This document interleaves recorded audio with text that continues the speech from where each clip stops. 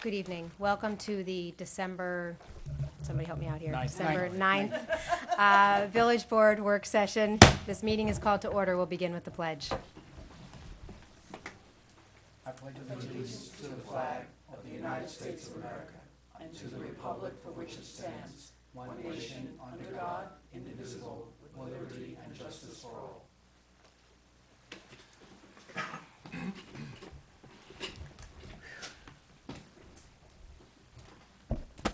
Okay, we have an exciting agenda tonight. As always, this is our last formal work session of the year. We're not going to have a work session in 2 weeks, as it's getting so close to the holidays. We'll let everybody enjoy a few weeks without a village board meeting, and then we'll come back swinging in January with a new board and a couple of re-sworn-in members.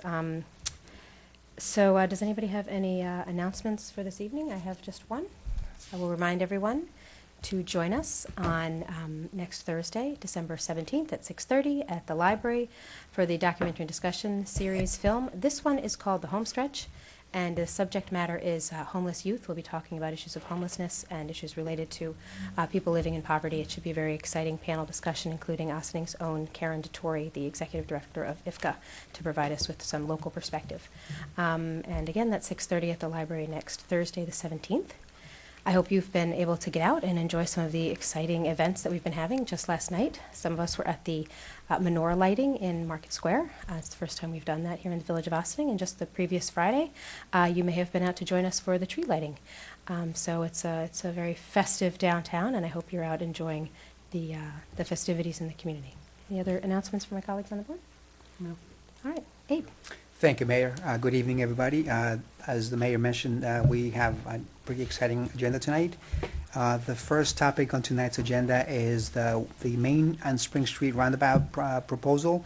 As you remember, we have had a few work sessions where we have discussed this roundabout, and we just want to bring it back to you for additional discussion. Actually, I've asked Paul Faioli, village engineer, to also come to the board and actually present a little more. I know that we have circulated some drawings actually of what potentially the roundabout could look like. So maybe Paul can get a little more into the details, Paul, if you want to come up. And we can pass these around actually. Well, we all got them by yes, email, no, so yeah, to the public, good. maybe we can. Yeah. Thank you, Manager Zambrano.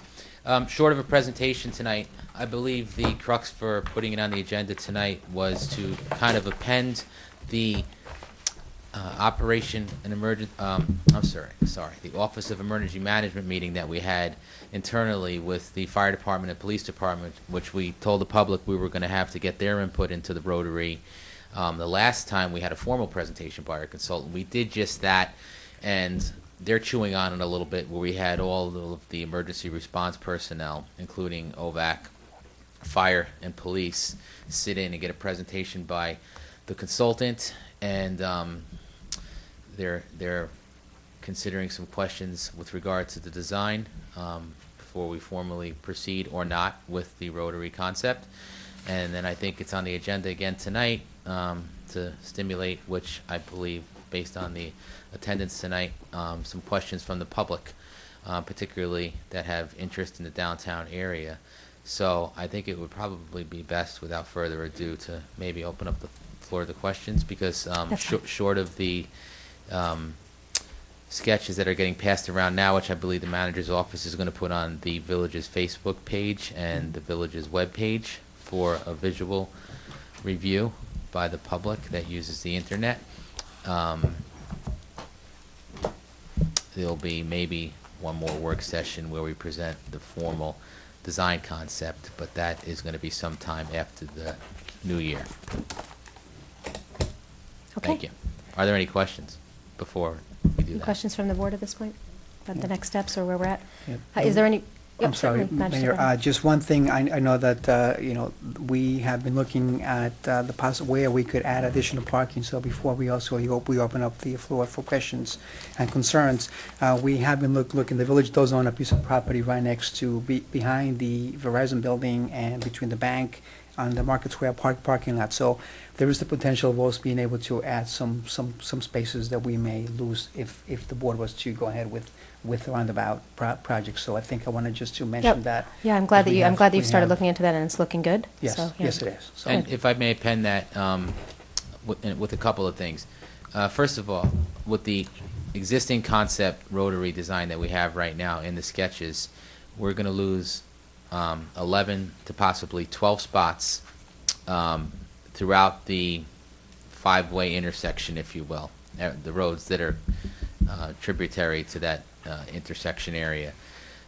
So to help offset that was the one concept that we explored some time ago, and we're going to kind of reinvigorate that investigation now.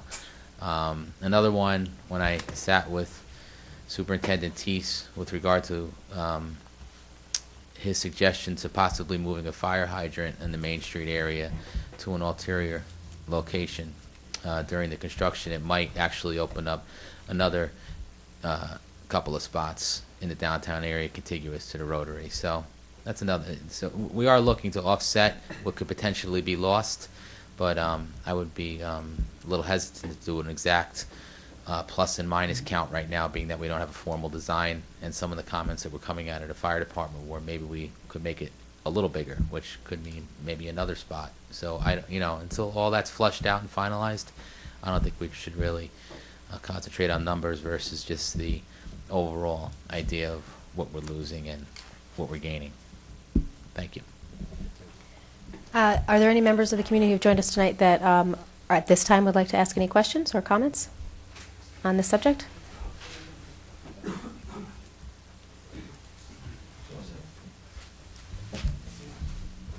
Well, Gail, Good evening, everyone. welcome. We at the Chamber have been speaking to a lot of the local businesses on Main Street. We have mixed feelings on the Chamber Board regarding the actual roundabout in and of itself. So I'll refrain from making comment on that, but I think the most important concept I'd like to mention tonight are the 11 or 12 parking spaces that we will be losing in the immediate area. And if there is something we can do then to make up, and again, as Paul said, maybe not space for space right there, but make up for parking eventually in that area, because it will affect the businesses locally, as we all know. And hopefully, looking down the road, I do believe that we did put in for funding for a parking garage of some kind or a parking complex, and that may actually help to solve the problem as well. So in envisioning Main Street and what it will look like down the road, it's not going to look like it looks right now. It will be maybe busier, which would be awesome. But also we'd be able to accommodate a lot more parking and cars, perhaps including the roundabout as well as the parking garage. So I think we need to, especially for the businesses, look forward a little bit and use our imaginations on what Main Street may look like eventually, and not necessarily what it looks like right now. But again, not to be repetitive, just to keep in mind and consideration the 11 spaces that we will be losing will be affecting local businesses immediately. Yes, thank you for your comment. Thank you.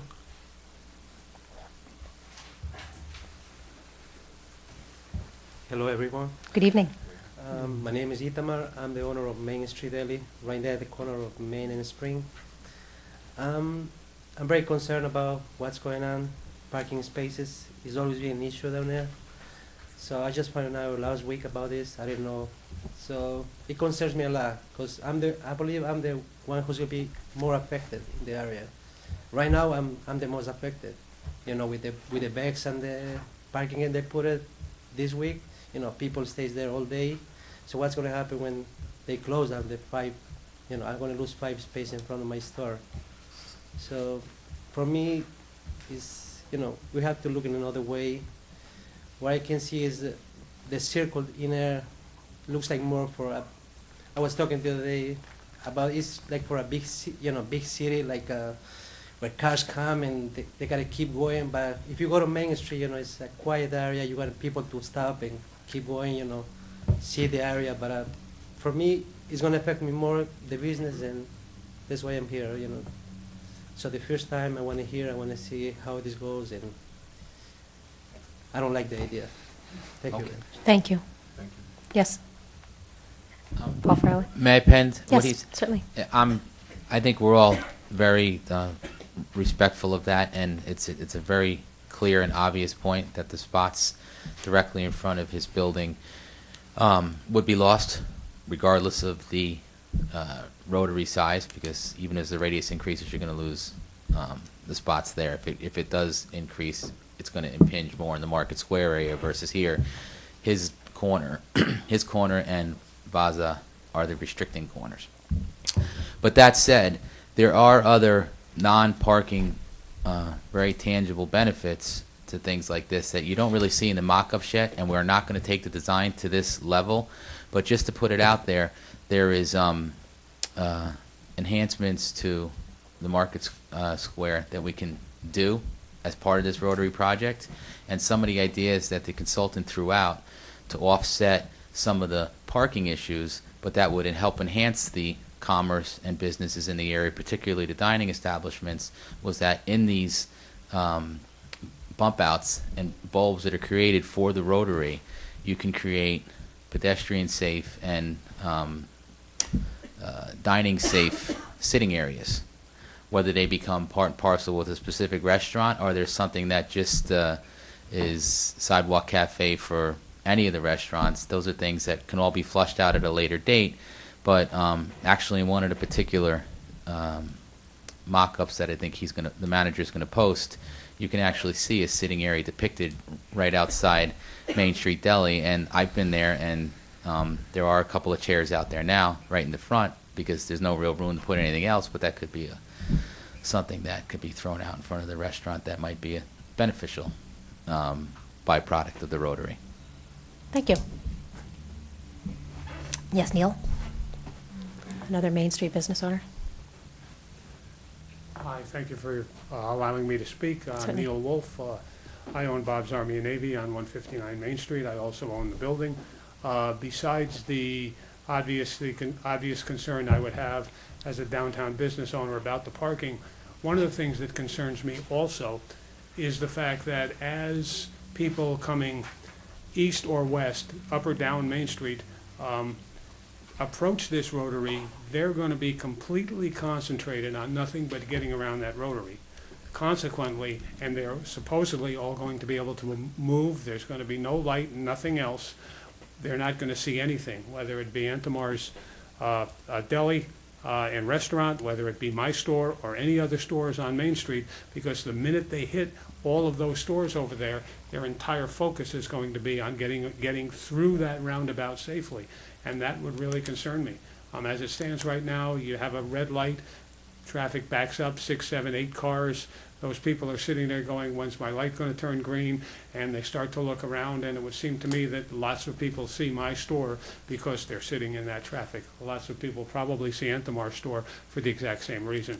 That will also be lost, and I think it's something that's very, very concerning, no matter what the configuration of that roundabout is. You're calming the traffic, but you're also encouraging people to not see what they're driving past. And Okay, I thank thank you you. very much. Thank you, Neil. Andy Kaplan? Thank you for joining Andy us. Kaplan, village resident and Downtown Development Council member. On a personal level, I don't know enough about roundabouts and how, to say whether I do or don't advocate. My only experience with them, I will say, is I've only seen them in scenarios that, for lack of a better way to put it, made it very difficult for pedestrians to cross. So, I have a concern because of that.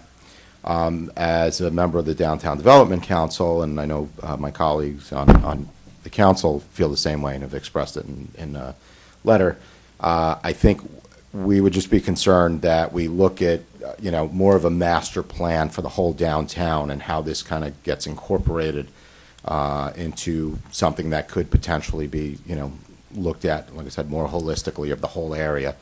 I know, Mr. Fraioli mentioned, possibly some enhancements that could work with the Market Square property, but I think we should look at it, from an even broader scope than that before we, really pursue anything much further. So, thank you. Thank you.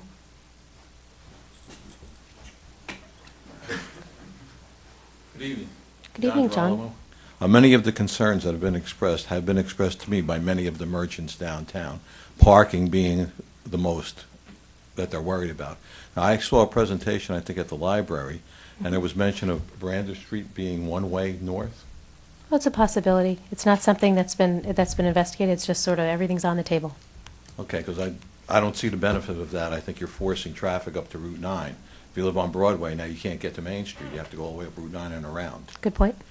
And I understand the initiative of DOT wanting to have roundabouts put in. I'm suggesting a better spot might be Roosevelt Square, where you don't impact any traffic, and you do have, several roadways intersecting, and I think that would help the Pleasantville Road situation as opposed to downtown. Sure. I was just going to say that the DOT comment would be relevant to a Market Square, to a Roosevelt Square area potentially, because 133 is a state road. This is not a state road. So while the state is very strongly advocating for roundabouts, this is just a village decision. These are all village roads. Okay. Engineer Fairley. I just wanted to append that that's probably the 10th person that said, hey, how about Roosevelt Square, since we made the presentation. And it does lead itself to the design, but, there's other things to consider, like where, Sherwood and Butler come in. Those are tough when you have tributary roads so close to the rotary itself. But, yeah, that's a possibility. And I think, baby steps. I don't think we're just going to make blanket rotaries everywhere. So, but it's a good idea and definitely taken under advisement. And there was something on the second point you said. Remind me what you said. Brandreth, thank you. Brandreth was discussed as a potential one-way when the consultant had two concerns. One, the turning radius there, but thought it could still work, technically work. But he also said it could be an option if you made it one-way to create a lot of the offset parking that you were losing in the rotary and still be contiguous to downtown. So that was the main reason he was presenting Brandreth as one-way, so you can have parallel parking down the street. But that idea was pretty heavily refuted by OFD and OPD as making it one way. So that's to be considered too. And I think I concur. Okay. Thank you. Are there any other comments from our visitors this evening? Any other comments from the table? Yeah. Rika? No. Oh, you're just I coming back just to the couldn't table. see Yes, anybody John. from the spot. Please, thank you. Mr. Galvin. Yeah, I think that, I think we considered this because we're at a point of doing due diligence, and obviously we're, I think, looking to complete, the current project that we had where we turned Spring Street, two-way, and I think the idea of a rotary is one that we need to consider just as part of that process. As I continue to gather more opinions and thoughts about it, I'm also reminded that there are, this part of our village is going to be going under, how do I want to say this? There's going to be a lot of change in this part of our village in the next year and even 2 years.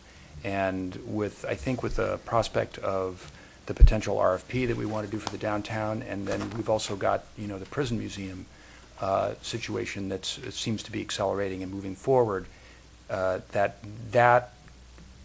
museum development is also going to have a potential impact on our downtown. And I think we wanted there to be a connection there because I think it's an opportunity for commerce and business in the downtown. And so I feel as though at this point I would be more in favor of kind of taking a step back a little bit and allowing some more of these other thoughts and ideas. And I think the notion of a master plan for the downtown part of the village is really something that we need to look at. I don't think we can look at the rotary or the change in the lighting and everything else. I think there's too many of the things that are coming our way that we need to consider before we, plant our flag on what we're doing with this. And I know that through the budget process, we talked about committing money and other things, but I don't really want to rush this. I really want to make the right decision. I want to really consider all the consequences of all the changes that are being considered here, including the Rotary. So I think I would be more interested in taking a step back and allowing some of these other ideas to develop, so that when we do make a decision, whether we decide to do a Rotary or we fix the light or whatever we decide to do, that it's more fully integrated and more of a holistic approach, as Andy had mentioned before. And I think that's my thoughts for right now anyway. So. Anyone else on the board? I'm going to agree with, actually, I agree with John and what was said. Andy did bring up a very good point where he said we do need to look at this as a master plan. And I know the Cincy Museum, they have had a consultant, I believe they hired, and we were talking about with Jerry Fiala last time that we should be looking at how is that going to affect the waterfront and the downtown, and how we're going to connect this. So at some point in time, I guess, the board may have to consider something along those lines and look at that possibility. I like the idea of the roundabout. I think it's just a way for us to connect what has been missing in the downtown. I think it could be used very tasteful, and then it can work. I know there are concerns about parking. We can figure it out. We can definitely find a way to find additional parking spaces around our downtown. I don't think that should be an issue. Safety, we can definitely look into that as well, as our engineer have mentioned before. One of the things that was brought up early today is we are going to be putting this information out on our website, Yes. as well as Facebook. Please, if you don't mind, putting the same information maybe in our kiosks down in Market Square, and just put it more like create some sort of like a board maybe where people actually, if they don't look at our website or they don't look at our Facebook page, maybe they can just look at that information as well, so they can see. So that's all I have for now. Good. I think the kiosk is a great idea. Thank you for suggesting that.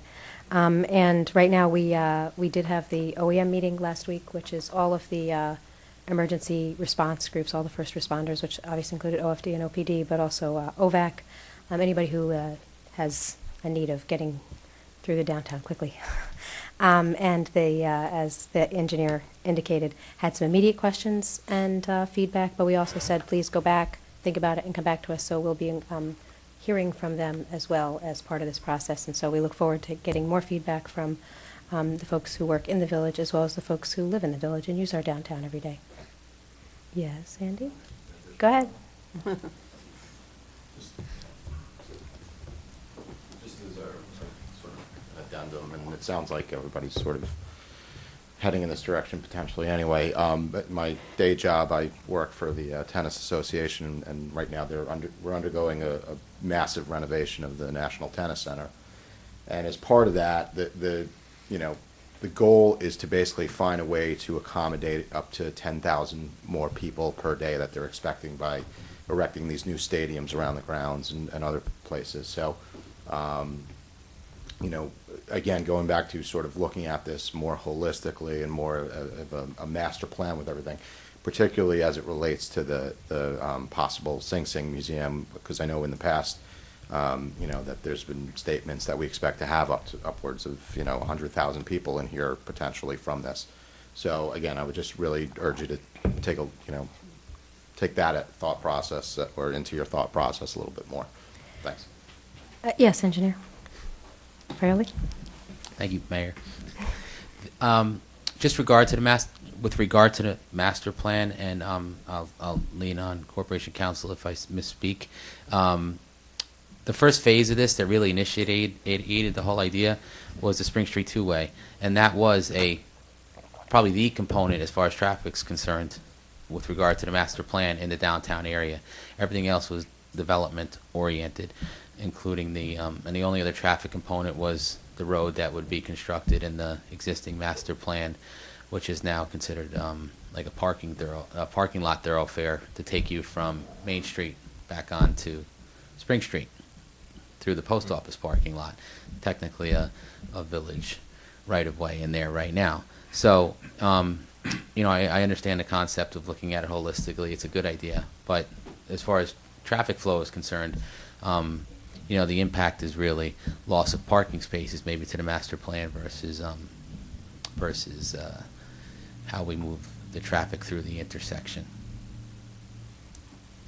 Okay, Thank you. thank you. Thank you. So just for clarification purposes, as we continue to look into this and receive questions, only because I was on the phone with the consultant a couple times later this afternoon, when we speak next, I'm just going to kind of put things to bed right now as far as any further work other than just myself gathering questions and then going from there. Yeah, I think at this point we're looking for feedback to make sure that any decision that we make moving forward on how this intersection is going to look in the near and distant future is taking into consideration all of the people who are be impacted by it, whether it's first responders, business owners, people driving down to the train, and acknowledging that the concept here is consistent with the comprehensive plan, and particularly with the potential for outdoor seating increase, because outdoor cafes is definitely something that had been desirable and acknowledged as desirable for the downtown. And parking is certainly the one of the big sticking points as far as how do we mitigate any loss of parking in that area. So please, everybody take a look on the website, take a look at the kiosk. Send us your emails, and we all look forward to getting that feedback. And the Village Board, I think, will have another public conversation early in the new year, incorporating or taking into account the feedback we've been getting from everyone. So, Mayor, would it be fair to say that we can bring this back to the board at the second work session in January, which I believe is January 22nd? Would that be something? I'm sorry, I don't know why 26 rather. we could. Just to, as an update, so this way, if you receive any comments or you want to delay it I- till a further time. I think that, what is it? It's the 9th of December today. I think Yes. giving people until the first week, Okay. to the end of this year, and then we can see if a reorganizational meeting is kind of lengthy and Okay. kind of dense with all the approvals, but Right. I wouldn't wait beyond that. I don't know if we Okay. might be ready to discuss it publicly on On the the 6th. If not, then the 13th for Okay. sure. Right? All right. Anybody else have thoughts on that? No, I think you have to give people time. And the last 2 weeks is sort of, everybody's busy running around and vacation, so I think your So maybe- original date was right. actually. Or maybe, either the work session of the 13th of January or work session of the 26th of January. 27. I- 27. Well, why don't we just see what sort of Okay, feedback we that's get? fine. Okay. Because I think a month, even with the holidays, Okay. is enough time to shoot out an email or call Village Hall.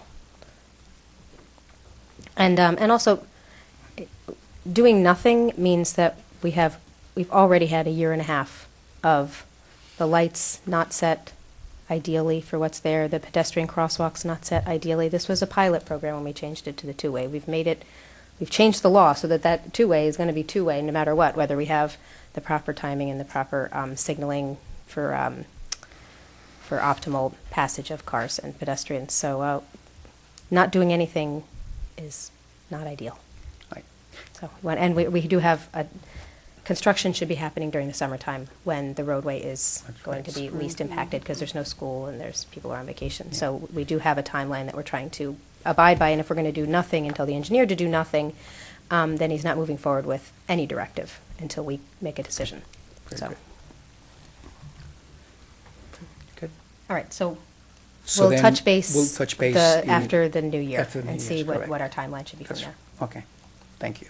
As far as the next topic, if I may, we have the vehicle use policy, but I think that in the interest of some of the members in the audience, what I would like to recommend, maybe we can discuss the Downtown Events Committee and then followed by the Downtown Development Fund Council campaign, if you don't mind. That'd be great. So this way. Yeah. All right. So the next item then on the agenda is going to be, we're going to discuss the Downtown Events Committee. There was,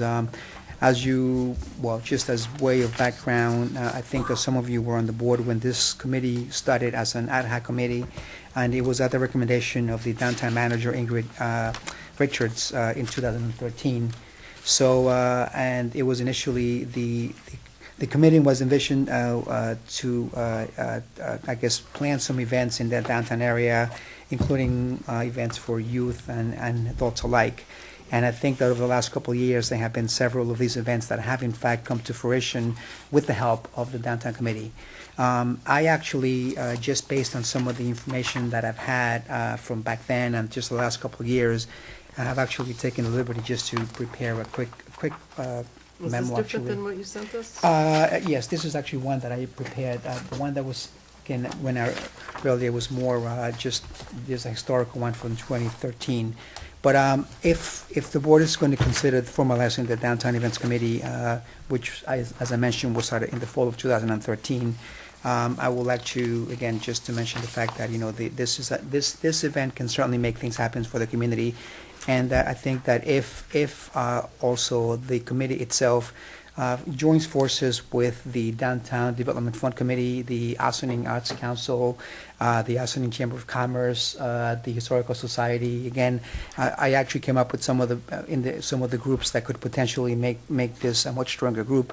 I think that, you know, it can benefit everybody in the whole.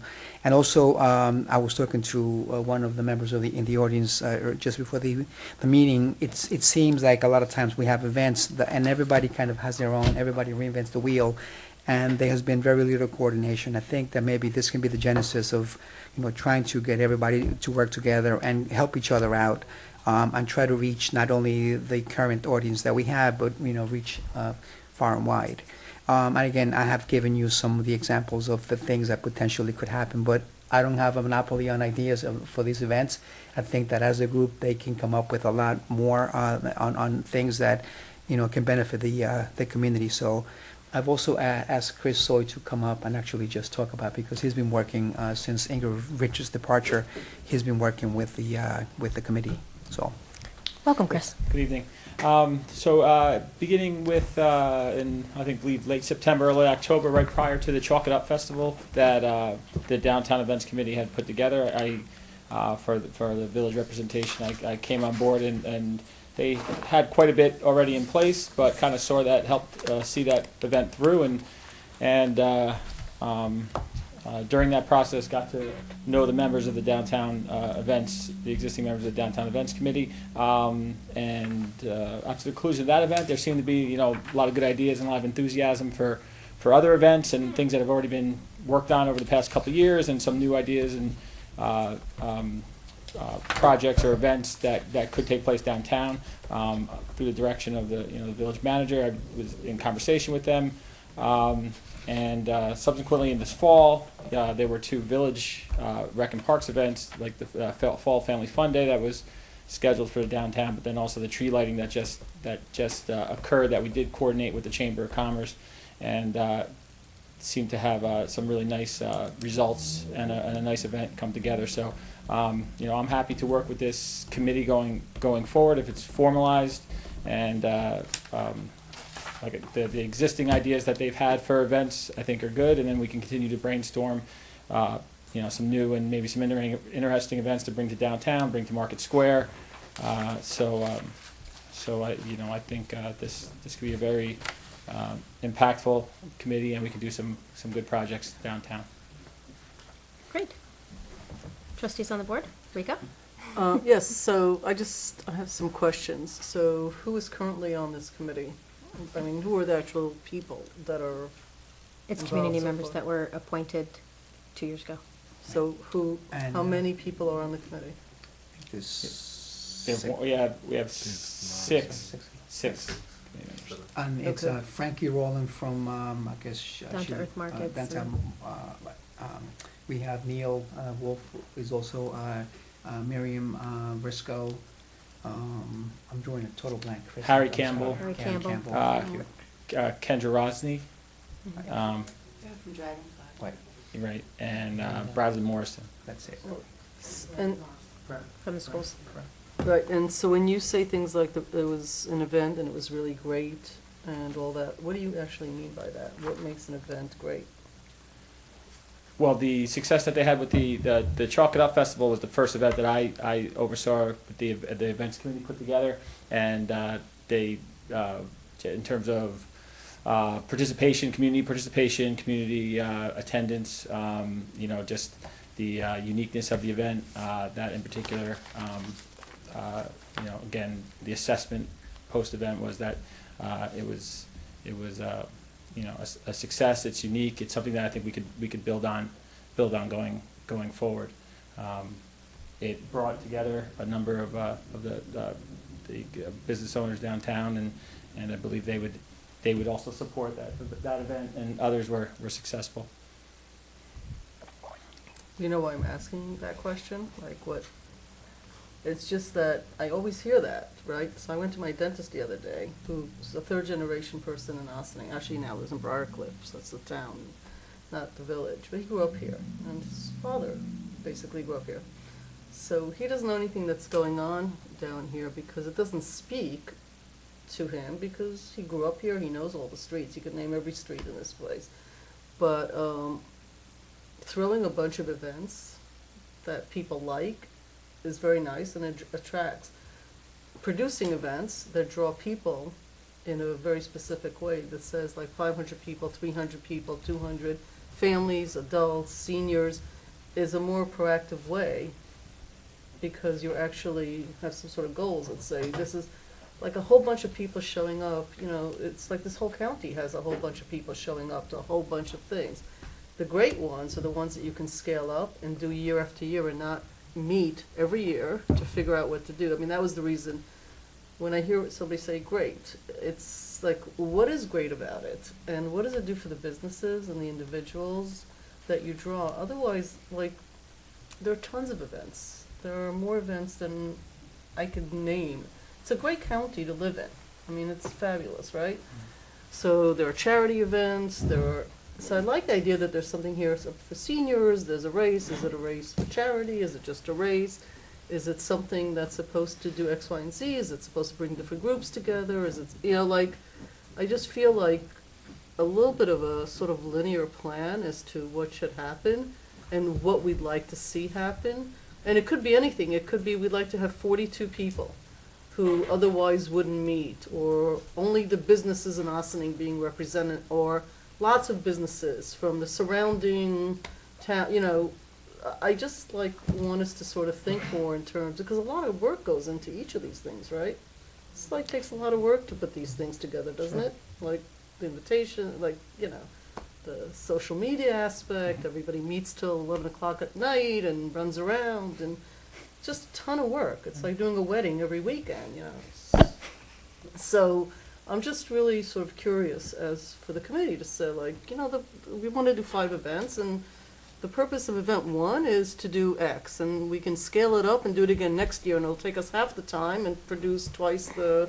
This one is just for the businesses. We just want the businesses in this area to shine, and that's. So, I mean, I'm just curious, because, I mean, these things are the most fun, especially once the spring comes around. Like, what's more fun than living around here than to go to all these events? But just a little bit more, like, what creates a great event? And for me, more importantly, how do you do it for 3 years in a row without having to start all the time, over again and over again and over again? How do you make it bigger and better and get rid of the ones that don't seem to work? So that's, for me, something that would be just of interest as the committee moves forward. Right. Other trustees? Questions or comments? Yeah, I mean, I think I would agree with Rika in that, I think we want to, it's not enough to just run the events. I think to the extent that we can quantify them and get lessons learned, post-event. This is, the notion of programmatic activity, seasonal programmatic activity in the downtown and really all over Ossining is something that we as a government need to support. We need to create the resources or put the resources in place so that we support those kinds of things through the Chamber of Commerce, through other groups, whether it's the Arts Committee, whether it's the Historical Society, whatever it is. Those are all really important things, and it takes a lot of coordination. A lot of people put a lot of work into those events, and it would be great if we could understand the results of those events and what works and what doesn't work. And when we do them, year over year, I mean, I'm a big fan of the Chalk It Up. I really liked it. You know, I couldn't tell you off the top of my head, you know, I mean, there's certainly a number, there was probably 20 or 30, people participated in doing some really interesting work on the sidewalks with the chalk. You know, we gave away some prizes. We did get the folks involved, but I think we need to go deeper in terms of evaluating the results and looking at what's effective and what's not working and move forward. So I think it needs to be, this is a holistic thing, and I certainly would appreciate the feedback of the committee and creating that kind of a calendaring of events that would take place in the village. So. Any comments, Trustee Quesada? I think we have to understand something as a whole community, and there's a lot of members in the public right now here where, and even the people who sit in these chairs, what we do is because everything that we do here in the village is because we like to see what is next for our community to make it better. The committees that are like this one, the downtown, they do that in their free time. They do a lot in their free time. And that's in every single committee that I have seen, and I have been part of it before. So I do give them a lot of credit, and I thank them for everything that they do. Now, now that Chris has been part of the downtown committee, I think we can have a different perspective. Maybe just like my colleagues had mentioned before, see what works and see what doesn't work and see what they need help with. And that's the part I think this board is very interesting to know and to learn and to facilitate that help that they need to make these great events. You know, that not just attracts 20 people, 40 people, that attracts 300 people, 200 people every year. The Chocorap event, the first time it happened about 2013, at the end of 13, I think. Yes. It was, you know, for that short amount of time, and I remember that Ingrid started putting that together, like 50 people came out, and it was really awesome, you know, for a few months that they met. So the second time it was even better. So now it's just getting the momentum, and we just want to keep supporting that. We want to keep helping them in whichever way we can. So please, I'm not sure when or how is it going to work, where you guys are going to meet next, but we'd like to see, and I know in the beginning they wanted to just take one event at a time because they didn't want to work in more than one event at a time. So I know that the chambers, and I'm going to agree with our village managers, like we have all these great committees, but we have to work together. We have to communicate with each other. We cannot just be like, this is what they doing, this is what they doing, and we don't participate. I think the bigger the strength that we have is when we work together as a group, as a community. So. I mean, also, if I may, Mayor, you know, this is something that the different cultural groups, which is this all, in my opinion, again, and I know that this is something that, you know, the board, you know, would like to consider at some future time. You know, the culture that we have in this community so expands so wide. I think that, you know, we can bring, you know, all that, you know, all those different groups of individuals and cultures make, you know, part of this whole part of the events that will make the community, I think, more noticeable in the county. And even, I mean, it doesn't have to be, you know, just regional. I think we can expand it. There are many instances, you know, there are a lot of these events throughout the Hudson Valley and even upstate New York. I mean, that are yearly attraction, you know, from people from New York City, from Long Island, you know, that specifically travel for, you know, for some of these things. And I think that, again, having the strength of all these different organized groups, as I mentioned before, I think is going to make, I think, you know, just positive things can come out of it. Okay.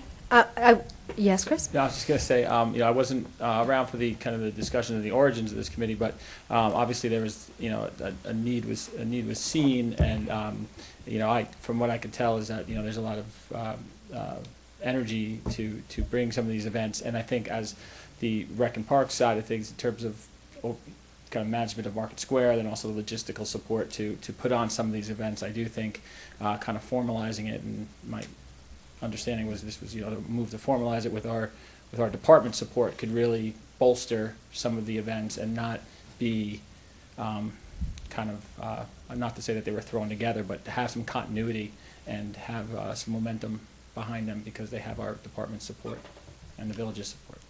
And I think it's terrific to have the Superintendent of Recreation and Parks and your team helping to facilitate the success of these programs. I think that makes a lot of sense. I do want to go back to the fact that what is the origins of this. The reason it was created and it came out of the Economic Development Office is because we want a more vibrant downtown economy. That's the underlying motivation for a lot of this. And if we keep that in mind, it's not just that this group necessarily needs to be event planners, although they're very good event planners and they've done some fun events and we're very happy to have more events. But the reality is this space is used a lot. And every time we have an event in downtown and there are a dozen or 5 people downtown that wouldn't otherwise have been there, that's good for our downtown businesses. It's also good for demonstrating to prospective investors and prospective developers of Market Square and prospective new business owners that there are a lot of things that draw people to our downtown. And I think part of the success that we might be able to see out of this committee is not just in adding a few events, but in actually coordinating a calendar to say, hey, in the month of October, there were 3 Saturdays out of 4 that had major events. We had Chalk It Up, we had the Columbus Lodge event, and we had the fashion show. Those drew a lot of people, and those don't happen every weekend. But you know what? Something else happens every month. Sometimes there are things happening. There are multiple things happening in a weekend. I think one of the most valuable contributions that we could get, and whether it's this committee or it's as a result of this conversation, is to have a real calendar where we know throughout the year what's happening. We think nothing happens in the winter, but I went to a tree lighting and a menorah lighting in 1 week, and those are 2 things that happened in Market Square. And they weren't, they took some coordination. We had the benefit of working with other groups in the community to help make the tree lighting a success. But it wasn't the equivalent of throwing a wedding. Some of the events are the equivalent of throwing a wedding, but I don't think the tree lighting was. I don't know. Johnny G, you did a lot of work for the tree lighting.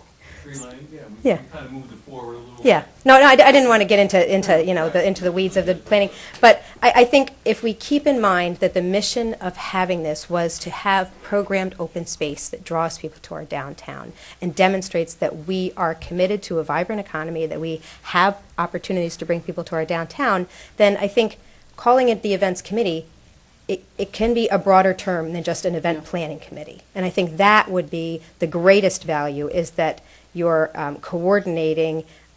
If there's 20 different groups that throughout the year want to throw an event in Market Square, we can be promoting and marketing all of them and demonstrating what a vibrant community we have, that so many people are putting things on in our community and drawing people to our downtown, which is a little different than I think how it's been conceived of at this stage. So am I saying something that makes sense, or are you just smiling and nodding and saying, very nice idea, Mayor? We're on our way now. That's looking worried, actually. What's happened here? No, I think, again, in terms of the mission, to clarify the mission of the committee, and I think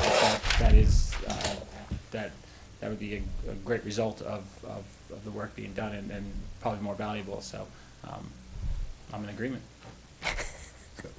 Yes, So go ahead, Trustee Casado. And actually, Mayor, you actually did. I was going to say that we do need a community calendar. The Chamber has great events throughout the village, and even the town has different events almost every weekend, almost every week throughout the year. So I think putting something together going forward, either processions that a lot of people be like, why is that going on? Why is it Route 9 closed? Or what is this going on? So now we having a community calendar, I think, will be a great asset for the whole for the whole community itself, but we need the help of like the chamber to be like, this is our events, this is what we're working on it through the year. This is what the village has, and start putting those things together. So if we don't know, we won't be able to find out what is going on. So- The thing is, we do know. Everything gets sent to us in the web blast, but we're not promoting it We're or not coordinating it promoting, in and we're an not- effective manner. Yes, and there's a lot of stuff that, you know. Well, no, I happens mean, in- if you in all look areas, in one yes. month and you want to know something 6 months from now, because maybe you want to plan something for your organization, we don't have a lot of that. We have the next 2, 3, you know, I think it's harder to find it, but that's just a great opportunity for you guys, Chris. I mean, like, if you can be the keeper of that and the promoter, then you can ask for help. You can, and you'll allow other people to say, oh, man, I don't want to do my idea on this week in 7 months from now because there's a big festival that the committee's already posted up there, and like I want to either participate with. I mean, it'll be great. It'll allow people to actually leverage what you're holding, but it also would allow them to coordinate more efforts, because there are a lot of things, and sometimes you wonder, like, are they fighting each other? Are they working together? Like, if they work together, imagine, you know, how much more powerful it would be. So it's a great opportunity for you to coordinate a lot of that. And if you need help, let us know.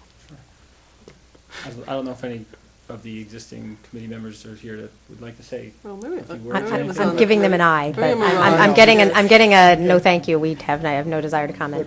What about Neil? Neil, did you want to comment on the committee's role? You don't have to, but if you would like to. No, you have to say to the mic so it can be heard on because there's television. Sorry. I missed the beginning of what we were talking about with the committee, so can you just fill me in real quick so I know? Well, sure. I guess just a recap of what the committee has been doing and the concept of what the committee might want to do in the future and the value of the committee and what the structure will be with Chris having come on board I think the recently. general consensus was that the committee worked really well together, and we barely scratched the surface of what we were trying to accomplish, so we just thought it would be good to keep it going. It was fun. We did a lot of fun stuff, and, I like events and I like planning stuff, so I'm willing to stay on and keep working on it. I do think it should incorporate more than just the downtown, for obvious Right. reasons, but Yeah. I was going to And ask that's- that question, actually. It was great that you clarified, but I was actually wondering. Well, my memo actually Yeah. goes into that also, just because I think that we can conceivably be conducting also activities in the parks and also, in other neighborhoods. So I think that, Yeah. we have a lot of assets in the village that are suitable for us to be able to, to hold different events there. I think that and again, historically, the focus has been on the downtown just to bring more walking traffic to the businesses, but it's certainly not, should not be limited to the downtown area. So should we rename Well, the that's- committee? it would draw a bigger crowd, I think, too, if it was in different places. I think that's a really valid point. I know the idea is to bring events downtown, but just to kind of bring the community together as a whole, I think it would be nice to have an events committee, not just a downtown events committee. This was born out of the Downtown Economic Development Manager's Office, and I will say that one of the things that I think is core to the mission would be to look at having the opportunity for active programmed open space in the downtown where we have the open space in Market Square. That said, you're the committee. If everybody's really excited to work together and to create a calendar that incorporates a broader vision of all of the events that are going on, then I don't want to get in the way of that. But I just for me I am focused on what are we doing with Market Square and what's the future of Market Square. So that definitely was where my head is at. But Well, whatever you guys want, we were sort of open to. Go ahead, Ricky. anything, so. No, I was going to say, actually, it's whatever you guys want. I think Oh. you have to sort of. we want you to be happy and Yeah. excited, engaged, and willing to do the That's what we work. want, So- Actually, I think you guys should sit down and say, like, here are the opportunities, here are our ideas, formalize it, listen to some of the suggestions, be focused. I would always think about events as scalable. It's not the funding, scalable and multiple year. And if, and put some criteria and say, look, the reason we want to do these 5 things is It could be like, by segments, whatever, but just something so if somebody reads it on the website, they go, or on Facebook, they go, oh, I get it. They're focusing on these 5 for this year, and next year they want to make it bigger, because otherwise you're just running a lot. And so that's what I said in the beginning, but Right. I think it's up to you guys, because we could always come back and say, gee, we were thinking more in this terms, but we don't have something to work with until you Are you also do that. thinking in terms of having, because I feel like there are a lot of events going on, like it's almost hard to keep up with Yeah. so many, so maybe it would be better to have fewer, bigger ones, and then, but, It's up to you guys. okay. That's- All right. My feeling about, there's a lot of events going on, but if we're not planning most of them and they're just being planned and they're happening because Right. some other organization is doing it, then let's promote that because it just demonstrates to the world that Ossining is such a vibrant, Yeah. exciting place that there's so much going on. Yes, Gail? Oh, jeez. And then we need to wrap this up. This was supposed to be a 15-minute conversation. It's been a half an hour, so.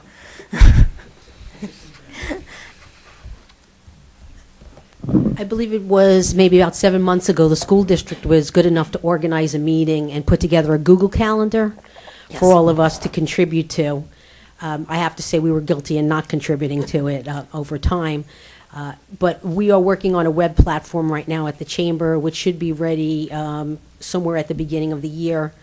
And in that web platform, we give everyone an opportunity to report their events to us. There will be a running calendar on our homepage, which will continue to scroll all of the events that, not only that we're offering, but all of the events that would be around Ossining, Westchester. Anyone who would like to report an event to us, we'd be happy to post it. It's going to be a WordPress web platform and website so that we're able to update it constantly on our own. We don't have to go to a web person to do that. So we're happy to include all of the different organizations in the events. And if we somehow could hook into or sync into the village calendar, that would also be awesome, and link our websites together at some point to make that happen. So we definitely, one thing is clear, we have not figured out how to cohesively promote all that's going on. So that should be part of the mission going forward. For sure. So Okay. you're using WordPress, right? You've decided on WordPress? Yeah, we've looked at several web platforms, but but we're you've using decided you're WordPress going right with now. WordPress? Yep. Okay, Yeah. so that's something you have to look at when you Yeah, look at the website. and I did contact You have to have the village tech person. I haven't heard back yet, but I really would like to speak with them, because if we can coordinate and save a little bit of money on both sides, it would be awesome. Thanks, Gil. Yes, Chris? No, the final thing I was just going to say is that, we haven't, as a committee in our current state, met officially post actually the Chalk It Up event. So we'll certainly get together and be scheduling something for January in terms of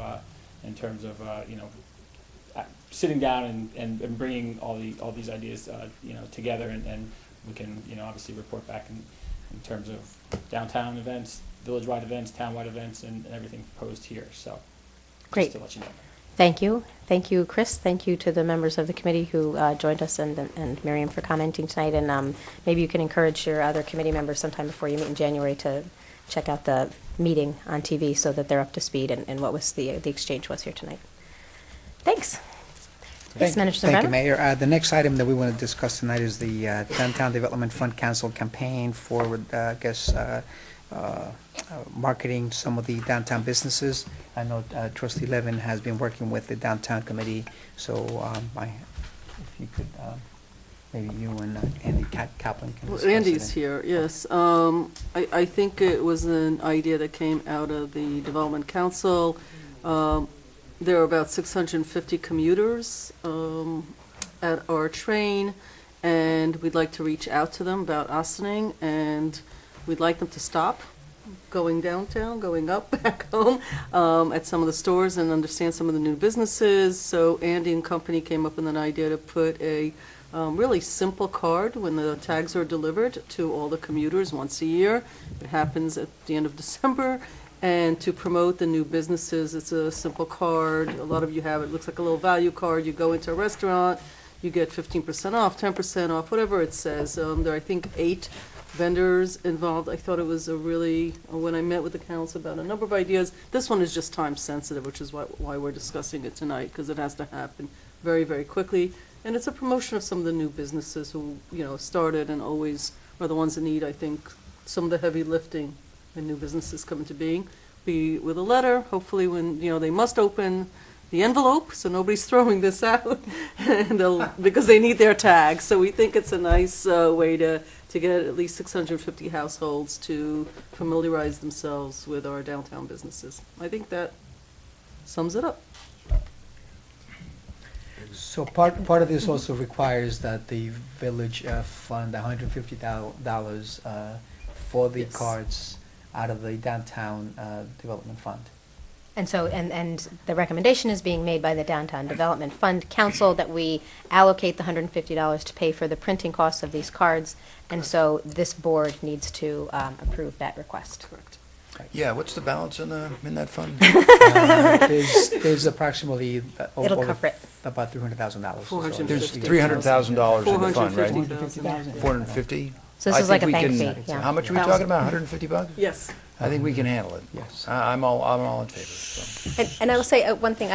It's always tricky. What's the process for how do you reach out to particular businesses? And that this one was specifically focused on recently opened businesses in the downtown. Yes. So that's why they targeted the businesses that they did, as Rika Levin referenced. It's sometimes the most challenging to once you open a business, to keep it going. So we want to do what we can. This is a really great idea for helping them, have a strong first year or two. Right. Andy, I see you nodding. Are we covering Andy, everything? did I leave something Okay. out? If I mean, you if want to I add left something? something out. Yeah, no, you pretty much covered it. I'll just add, obviously we want to promote all of the businesses. Yes. So the card will go out with the train parking passes, let's clarify. But, the intention is to also have a letter that expresses, the desire that these are newer businesses that we'd like you to, try, but please also, entertain all of the businesses, not just on Main Street, but throughout the village, But like I said, it's a way to help some of these newer businesses, some of which have literally just opened within the last few weeks that, just help get the word out on them, so. Thank you. Right. Trustee Casada, do you want to comment? No, I think we can handle that. So do we need a formal, or do you, we Yeah, just I all, mean, is it, it's we 150 nod and say for- $150? That's good? You could just give us that. We don't have to go into legislative session to vote on $150 being allocated from the fund? Okay, good. All right. Great, So that's it? Yes. That's it. great. That's it. Thank you very much. Thank you. Thank you for taking Thank on you. that role with that council. It's an exciting council, and I know that they're engaged. And while we're talking about it, that's a council that is in need of new membership. So Oh, if yes. people are interested in being considered, I think at this point we can safely say that the interviews wouldn't happen. Excuse me? The interviews wouldn't happen until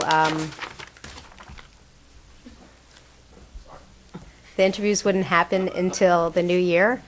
But if you're interested, then you can please send a letter of interest and resume to azambrano@villageofaustinning.org, and we'll be following up with folks in the new year to interview folks for prospective spot on the council. Mr. Zambrano, thank you. Thank you, Mayor. So we'll go back to the original, number 2 item on the agenda, which is the vehicle use policy.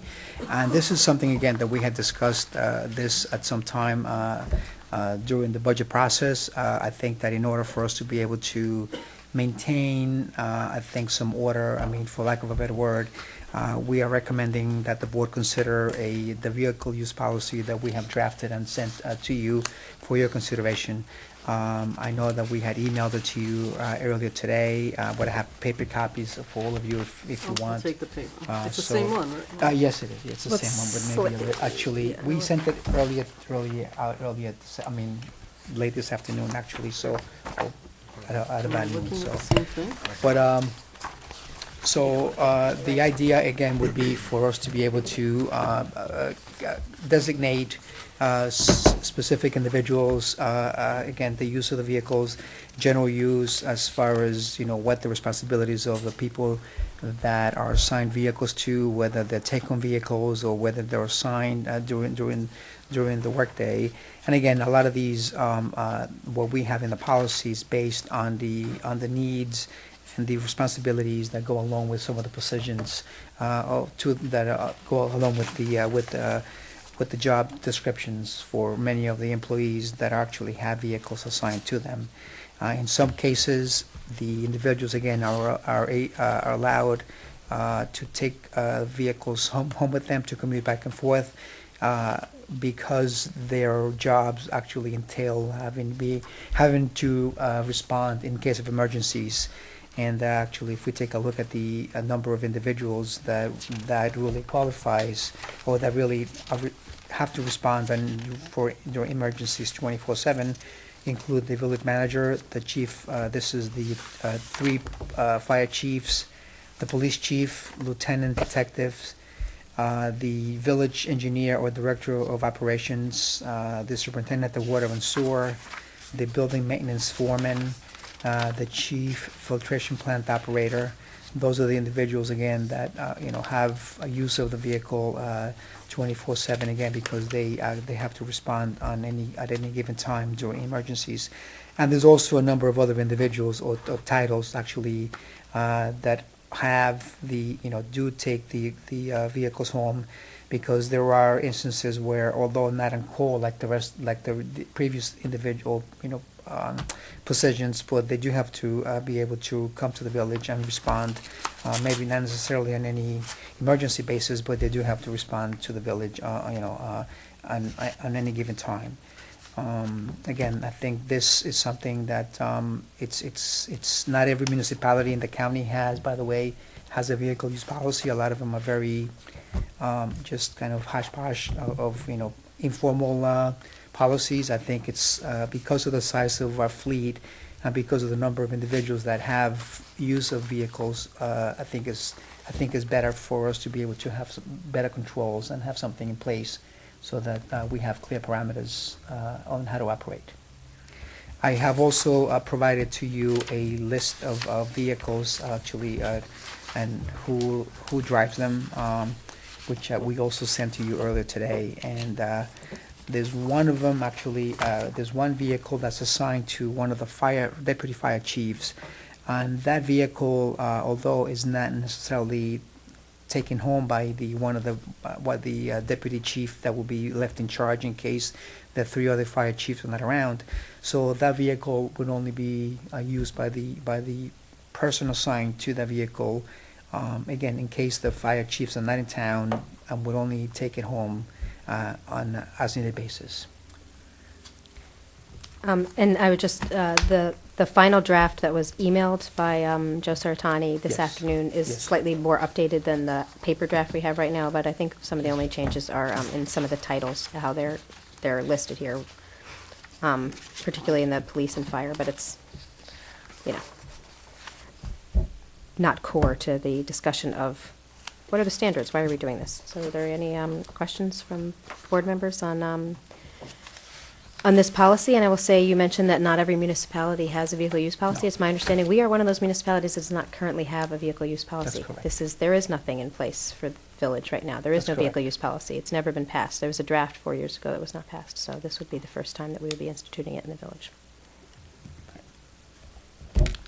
Okay. So again, I have a bunch of questions. Sure. I don't know Go ahead, how we're Rika. doing this. Go ahead, so- trustee Levin. Sure, absolutely. You can Yes, begin. I don't know how we're doing this. So, the purpose is that people, designated people on this list Right. should have cars. Yes. So it's not clear to me why many of these people should have cars to go, to the ones that go home, Right. right? Because there are a couple of models out there. We received an email from one of the citizens Mhm. who had a very long list with different models. So the model is getting a car to go back and forth to go home is called commutation. Not necessary, frankly. Right. People can have a car and drive to a central location, pick up the village, it's village property, they pick up the car, they do their business all day, they leave the car, they go home, So what people actually need cars that are of dire emergency is what it didn't really become clear to me what the dire emergencies are in a day and age where, except for the police and fire, which Right. actually is involved with life and death, right? So it seems to me the people that have cars are people that have to drive a lot. So you probably drive a lot, right, all through the village? Yes. Even though the size of the village is practically walkable, you Mhm. still have to drive a lot because you're going from one meeting here to another thing there and a event over there, and somebody Yes. has an emergency. So, yeah, I get that. Rika, can I just speak to that? Right. The difference is, this is not for people who have to drive from one meeting to the next in the Right. village, because there's a pool, there's a fleet of cars Right. that stay here that you can use for that, Right. and there are people who do that on a daily basis. Right. The purpose is, these are people who 24/7 should be on call to the village for any kind of emergency, for various kinds of emergencies, not just, Understood. it's not just detectives, police detectives, and firefighters. Right, It's if we have a understood. snow emergency, it's if we have a flood, if we Right, have a water but main those break. cars aren't equipped to do anything for a snow emergency except to get them somewhere. So, from my point of view, the idea of having a pool for almost everybody, except probably the village manager, unless it's an emergency, is not necessary. And I'll tell you what my problem is. At the core of this discussion is that most people work 250 days out of 365 days. Next year, 366. So taxpayers are paying for vehicles for people to have for something like 25% of the time that is not being used for business, actually. And the idea that you need to be available is really, to me, not that complicated. You're somewhere and you need to be available, and you get a call on your cell phone, because everybody now, cell phones are no longer a luxury item, they're a part of what we all have. And you get a call that there's a problem on Spring Street or on whatever street, and some of these jobs are not life and death jobs. There is plenty of time to go from wherever you are on Saturday, Sunday, your vacation days, your sick days, I assume you're not working on your sick days, and go and get a car and go to whatever emergency. Different from fire and police, where actual life may actually be in danger. So it doesn't strike me that those cars are necessary to be paid for 365 days, because if you look at the remaining days, you could actually use a fleet model and say, go to work, get the car, and go do whatever you need all day. That's actually more logical for a number of reasons. Number one, I read through this thing, so the purpose doesn't make sense to me in this policy, because that doesn't actually say anything. It doesn't say the reason people should have cars is because, it actually doesn't say very, so I mean, the purpose doesn't make sense. I do think there needs to be a policy. Insurance rates are rising astronomically, and I'm very concerned on the days that people are not actually working. And the fact that they have to be available, a lot of us have to be available, but it doesn't mean that you have to be available at exactly the time something happens. You have plenty of time to go and get the car that you need and go to whatever is happening. But somebody using the car when they're not on the workday, but off the workday, the other 25% of the year, where they're on vacation, or it's a weekends, or some holiday, I'm very concerned from the point of view of who's in that car, what the car is being used for. I don't like the 150 miles, by the way. There's actually no reason why people should be taking them 150 miles from here versus a much shorter step. They shouldn't be using the car the taxpayers are paying for to go 150 miles away from here. Because the idea of this is that this is not a part of somebody's compensation, right? These are not cars that are perks, they're not compensation. Otherwise, somebody would be paying taxes. So I'm very concerned about not the days that people are working, but what's happening on the days that they're No, not. would you pay taxes It on is that? Yeah, compensation. yeah, it is compensation. So this is a compensation when you own a car? Yes. Who's paying the taxes? The bill, The the employees, employees. employees. It's Okay, part of also income. not in this policy, Right. so it should actually be stated. Yeah. Because it should be a story of what's happening with these cars. So it's considered compensation? For Yeah, everyone, yeah, probably not yeah. for the fire chiefs. Yeah, no, Probably not actually, for the police. Police chief and fire chiefs is not compensation.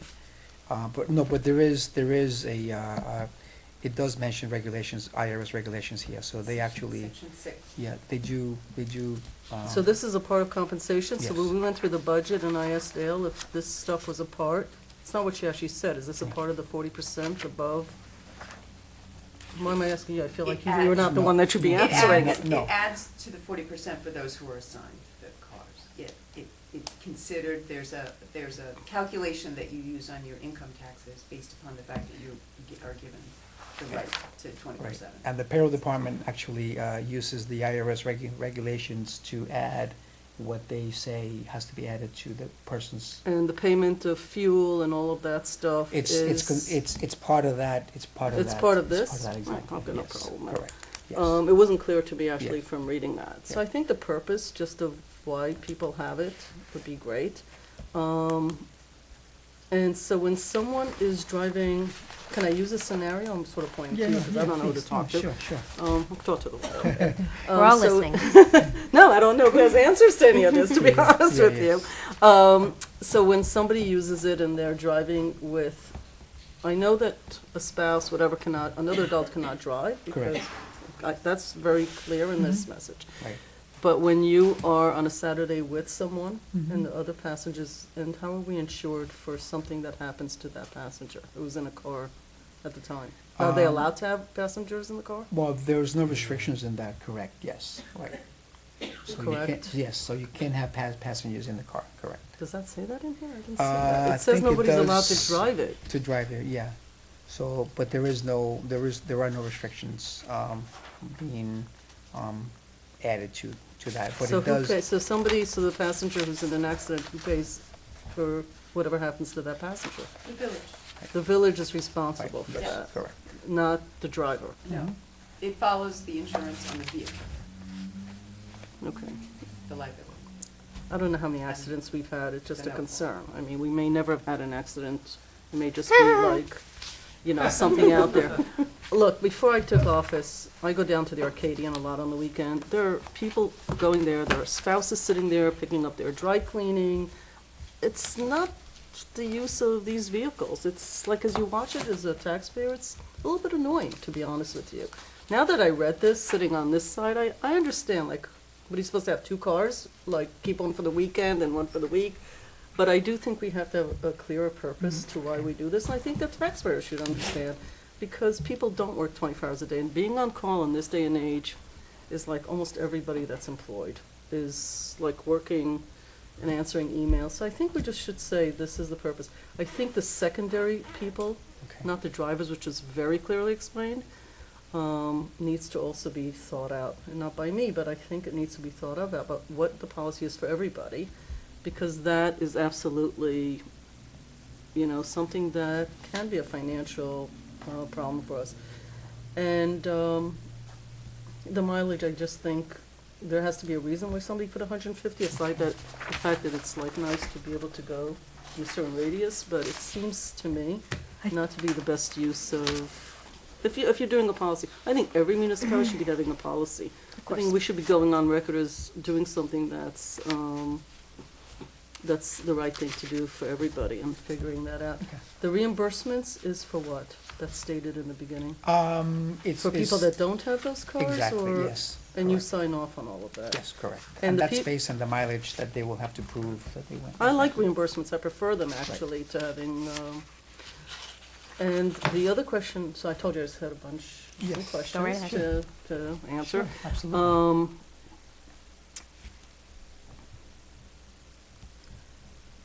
What is so if you do this, this happens to you, part of a policy. So every policy has, and if you don't do this, something happens. So where is that in this? So your 19-year-old was driving, even though you signed something and said they weren't supposed to be. Is that a disciplinary action occurs from that? Is it you get a deduction, you lose the car to never have it again as long as you live here? I mean, what actually happens in a violation of the policy is, am I making myself clear? Yeah, should there, so you want a statement that says if. And I don't know what that should be, but I just think you should think about Sure. what, I just did something at work, and at the end of every page was, there'll be disciplinary action, including termination of employment for certain things. So, being in a car for, you're not supposed to be drinking while you're in these cars, right? Right, So that correct. says in here. So what happens if you are? Right. I mean, I don't know what happens. What happens? Like, is that, Well, I would. I mean, you go to I would court, have you're to found think that guilty, then. There you there go are to the certain court. personnel policies that are, are part of the handbook, and if you, regardless of whether you're driving a village vehicle or not, you'd be subject to those policies, and if you violate those village policies, then it would fall under the, whatever risks that you would have there. There'd be disciplinary action, there could be loss of your job. I mean, the handbook's pretty clear about alcohol and those types of things in the pursuit of activities related to the village.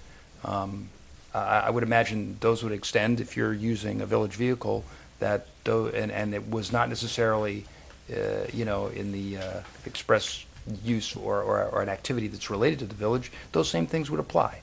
And I don't know if that's that my would be- understanding of yes. the way the policy works. So If you could just read it, because if you're drunk and you have an accident, Well, you the can refer to insurance the you said goes handbook. with the car, right? Not the person. The vehicle right. insurance. So- covers an accident. I don't have an answer, but somebody should look into, if you're drunk, so you have one part, which is the handbook, that doesn't speak to the issue of the car, actually, because the village will be sued, not the driver. Because we're the owners of the car. Where the owners, and the insurance, I'm just told, right, and that's the difference in places that have switched over in many ways to reimbursement, because the insurance goes with the driver, and the responsibility goes with the driver, not the property. And there's another place, when it's the property of the municipality, when you need repair work and all that, it's on the village's time, I would assume. When you are the owner of the vehicle and you're on the reimbursement mode, if you drove over a nail, even during business hours, because literally while you were driving to a meeting, it's on you. You go on a Saturday, not on the Friday when you're working. It's on your time because it goes with the vehicle and the driver, not the vehicle, excuse me. I'm not suggesting that should be our policy, by the way. Right. But I would like a little bit more. Sure. It's like, we have a lot of old vehicles, by the way. I didn't realize some of them were like, oh my God. That's a whole different discussion why we have people driving some old vehicles that are spewing out disgusting emission gases. You mean, those are classics? Except for yours, Right. which is nice. Yes, classics, yes. So I'm a little concerned that we have people who are driving in old cars that probably need a lot of repair. That's a budget issue, that's Yes, a policy well- issue, but They do get a I'm lot a of little repair. bit That's the concerned. benefit to having I'm sorry? that's the benefit to having a garage on site. They do get a lot of repair.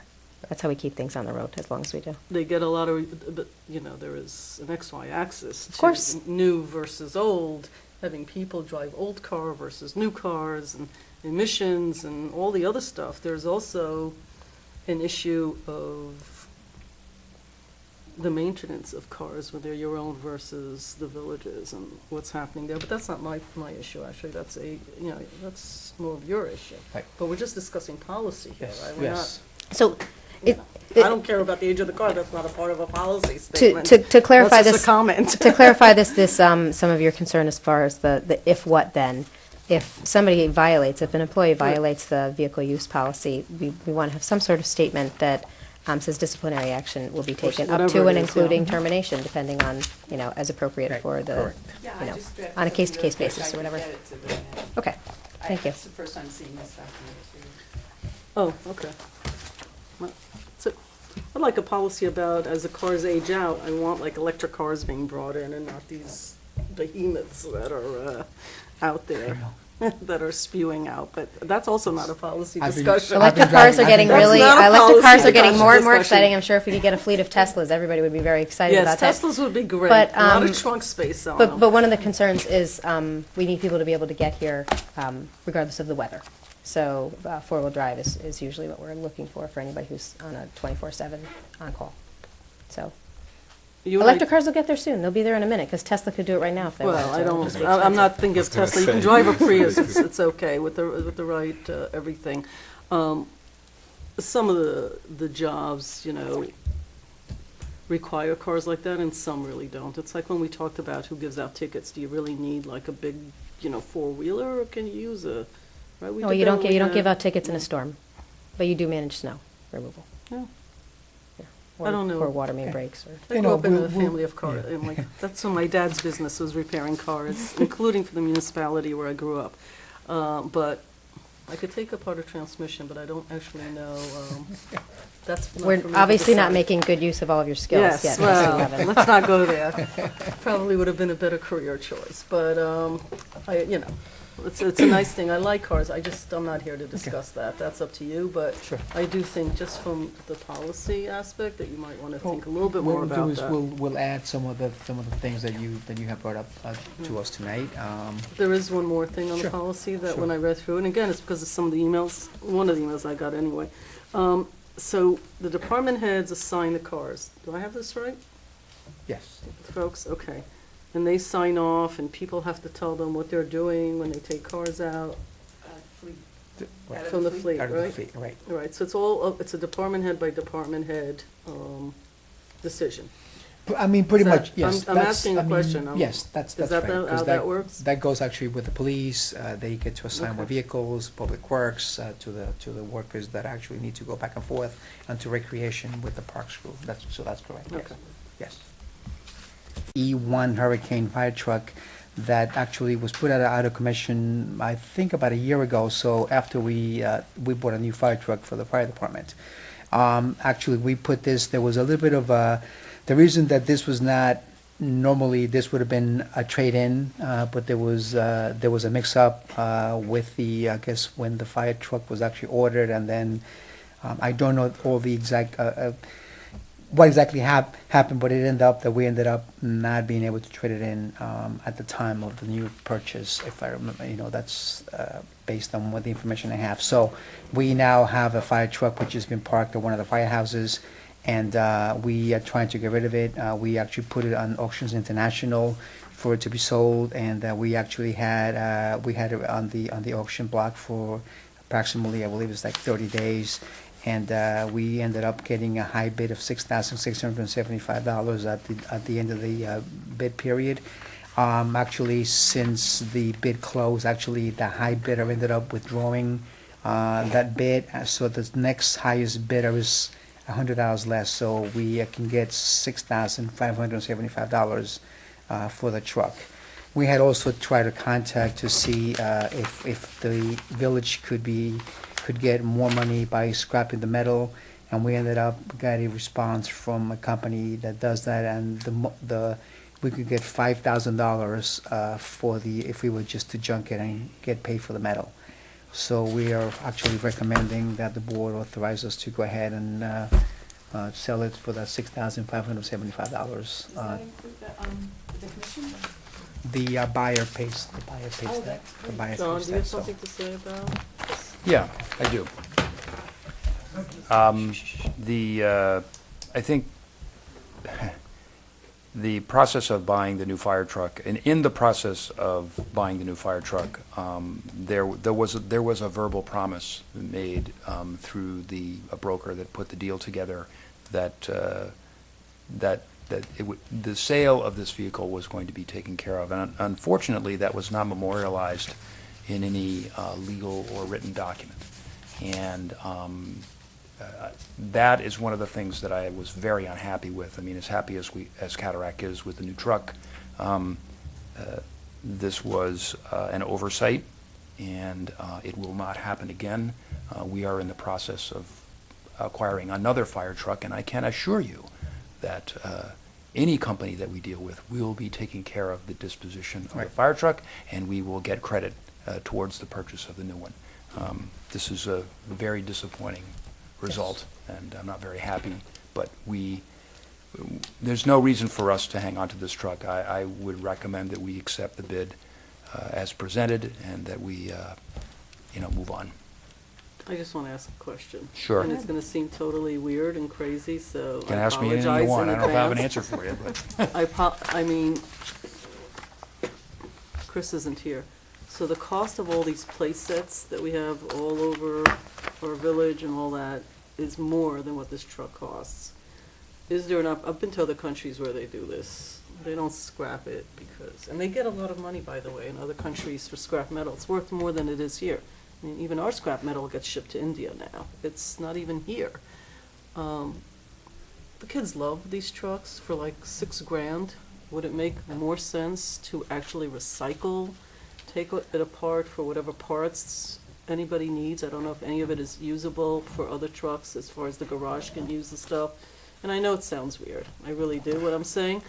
But, it's such a ridiculously small amount. I don't know if that now becomes the valuation of this truck, because that's the best offer on it. So from an asset point of view, it's useless. But if it could be used for kids, like in playgrounds or schoolyards, and actually recycle it ourselves rather than scrap it, because we pay so much for all these play sets and all this stuff that, you know, I mean, I other don't- countries actually use old fire engines The- as, you know, they take the tires, they use it as like a, and it just, and yes, I know it sounds weird, but I'm telling you, it's such a ridiculously low price. I guess there must be no demand for these things, that, Its replacement was 100 times the price. I actually knew that, but didn't want to actually say that into the microphone, but thank you for saying that. Sorry. And we could talk all day and all night, but you obviously know this was an error that's never going to happen again, so we're done with that conversation as far as I'm concerned. But, you know, recycling things to me is really a more appropriate and a more progressive way of looking at things than just doing Well, there, this. If I we mean, could do that, and I on don't the know face if of we're it, allowed on the to. face of it, Rika, I don't have any disagreement with the notion that you Right. mentioned. I think that the problem is that you have this vehicle that's going to have to be deconstructed or Mhm. deconstructed, reconstructed, whatever it is you want to do with it. And, you know, there'll You think be it'll all be this more- institutional effort that would have to do that. So, Shame. so Okay. in as much as, you know, the notion of what you're saying is something that I would totally agree with, that I think that our resources are better. I think we're better off disposing Okay. of it, liquidating it. Let's move on. Let's not let this ever happen again, and I'm certainly going to leave that in the manager's capable hands going forward. So let me, along those lines, what Rika mentioned, what happens if we are, it was approved in our budget for another truck for another company. What happens if we put the deal with this truck and that together? Then we have to hold on to it, Well, continue the- maintaining it. We'll need two trucks. The challenge that we have with Well, I that don't is think that, it's the is that the current, this older truck is now sitting in one of the firehouses and taking up space in their firehouse, and there's been some, you know, unhappiness around that, but I suppose we could look at them taking the two fire trucks, but I think we need to find a place to put it. It can't really sit where it is right now. I mean, that's a larger question that we'd have to talk to the fire chiefs about, you know, technically it's still their truck, you know, so. I mean, $6,000, I can, But I will say, it was on the auction yeah. for Yeah, a I fair amount of remember this time. This might be conversation. what it's worth Yeah, at this actually, point. And so I don't know how much, We had, we had. like having it sit out for a whole nother winter Yeah. outdoors, it's not gonna get any more valuable. So even if we did it as a trade-in, it's not like trade-ins usually give you an inflated price. So if we did it as a trade-in Yeah, for the yes. next truck, I don't think we'd Yes. see enough bang for our buck there. We had activity actually on the auction site for 3 days, and then after the third day, which was October 28th, actually the final day that this was on the auction site, was through November 9th. There was not a single additional bid So- between There the would never be, 28th. it's only in the beginning and at the end. Right. Bidders don't bid in the middle Yeah. of the time frame, because why waste your Yeah. time? You're bidding against yourself doing that. Yeah. You only bid in the So- beginning, you see the activity, and Where- then you wait till the last minute and you do the lowest. So where will Upfront this, round. if we say, I guess we sort of kind of saying yes, where will this truck be going? It's actually, it's. To the driveway of the guy that the- promised to take it back, I'm Or assuming, the no? name of the individual that's on this particular report it's called Fire Control. And these are actually, the bidders have to register with the auction site in order for them to qualify to bid. And there's actually quite a few individuals that actually bid on it. There's one particular one that actually bid about 4 or 5 times. And then after the price got over $3,000, stopped bidding, and then other people actually started to bid again, so. What was his question? No, where is the truck going? You wanted to know if it was going to Oh, another oh, department. When and and where some- was it going? I'm not That's all sure. he's I asking, really, yeah. it doesn't say here actually what the bidder is. Yeah, they wouldn't give too much But information. they have to, they're I responsible. mean, we're gonna for picking figure, up the we're gonna truck. find out, sure. Yeah, exactly, eventually. yes. Well, When we see if the whoever Ossining buys fire it truck is gonna driving do around whatever somebody they else's wanna- parade. Whatever they do with those things. I mean, it's, you know, fire control, if that's the high bidder, they're gonna do whatever they do with it. So you needed from us just an Yeah, agreement well- that you should move forward with well, the sale of the we truck for that 60 whatever? Typically, to 100? bring a resolution to the board for them to authorize us. I mean, I don't know how we've done it yet. declared it Okay. surplus and So that's authorized already- its Yeah. sale in Great. accordance with law. So then that's fine. So then we can go ahead and do that, so. Ridiculous. Wasn't sure how we've done it here in Nelson, so. Yeah. And, next, I'm sorry. Yeah. Okay, oh, That's fine. all right, sorry. Yes, the water levy, thank you. The last item we have is the water levy. Again, this is a yearly process. It's part of the, before we do tax bills. And we have approximately $481,000 in delinquent water bills that need to be transferred to taxes as it is, as we go into the new year. So this is going to be going to you with the form of resolution at the next board meeting. So if you have any questions, though, just, that's the idea of I would bringing certainly it like to see that money. So, Correct. thank you. And that's all I have for this evening, other than I'm requesting that the board consider going into executive session to discuss a personal matter related to a specific individual and also advice of counsel. So move. Second. On the board? All in favor? Aye. All right, with that, I thank you very much for joining us for this week's work session. We will have one more public meeting that's currently scheduled for the rest of 2015. That'll be next Wednesday, December 16th. We will be back at the Birdsall Fagan Police Court facility, and I encourage you to please join us. Thank you very much. Good night.